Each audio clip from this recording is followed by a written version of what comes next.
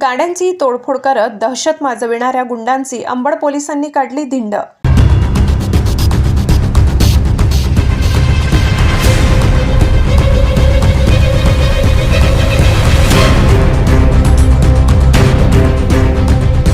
क्रिसमसच्या पूर्वसंध्येला रात्री 1:30 वाजेच्या सुमारास अज्ञात टवाळखोरांनी पवननगर, ओंकारेश्वर मंदिर परिसर, राम मंदिर परिसर, दत्त मंदिर अशा 3 ते 4 ठिकाणच्या परिसरातील वाहनांची तोडफोड करत घरांवर मोठमोठे दगड फेकून दहशत माजविण्याचा प्रकार घडला होता।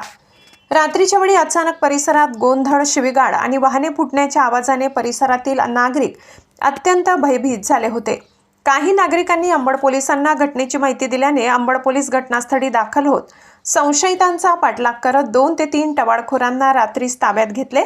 त्यांनी दिलेल्या कबुलीवरून त्यांचे साथीदार वेदांत सोनावणे, यश अहिरे, हेमंत निकुंभ, चैतन्य कांबळे, प्रशांत पाटील, गौरव पाटील यांना अंबड पोलिसांनी ताब्यात घेतले।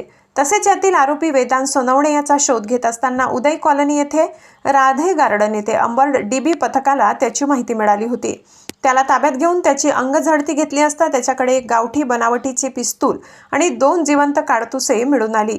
पवननगर, उत्तमनगर, राजरत्ननगर अशा परिसरात या गुंडांनी रात्रीच्या वेळी घातलेला धुडगूस आणि नागरिकांमध्ये दहशत पसरविण्याचा प्रयत्न अंबड पोलिसांनी मोडून काढलाय।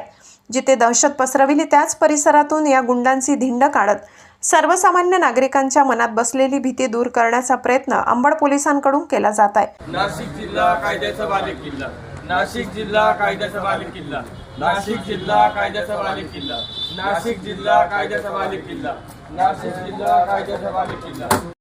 महाराष्ट्र माझा न्यूजसाठी मुख्य संपादक जनार्दन गायकवाड, नाशिक।